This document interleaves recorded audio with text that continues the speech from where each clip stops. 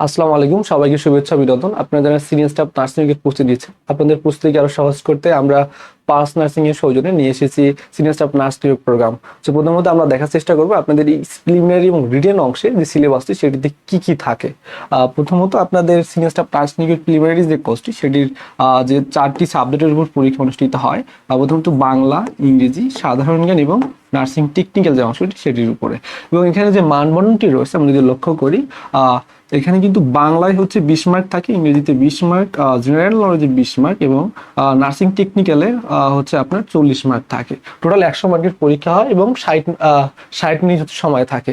এবং আরেকটা বিষয় হচ্ছে যে আপনার এই প্রিলিমিনারি অংশের পরবর্তী যে ধাপ সেটি হচ্ছে রিটেন, এবং এখানেও যে সাবজেক্টগুলো থাকে সেম সাবজেক্টেই থাকে এবং মানবন্ধনটা কিন্তু হচ্ছে আলাদা আলাদা থাকে, আর একটু বেশি করে থাকে। টোটাল 200 মার্কের এখানে পরীক্ষাটি অনুষ্ঠিত হয়।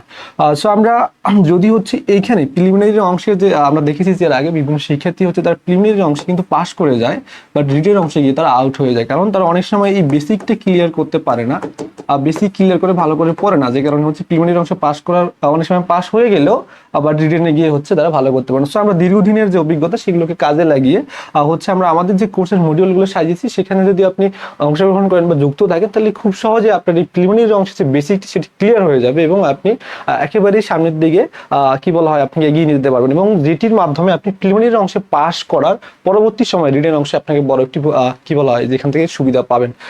আশা করি আপনারা আমাদের সাথে যুক্ত থাকবেন এবং আপনাদের এই সিনিয়র স্টাফ নার্স নিয়োগ প্রস্তুতিকে যে জার্নি সেটিতে অবশ্যই আমাদের সঙ্গী হবেন এবং আপনাদের সকলকে জানিয়ে দিবেন। সবাই সম্মিলিতভাবে যুক্ত হয়ে আপনাদের এই কি বলা হয় প্রস্তুতিকে আরো সামনের দিকে এগিয়ে নিয়ে যাবেন। সবার সফলতা কামনা করছি। ধন্যবাদ সবাইকে।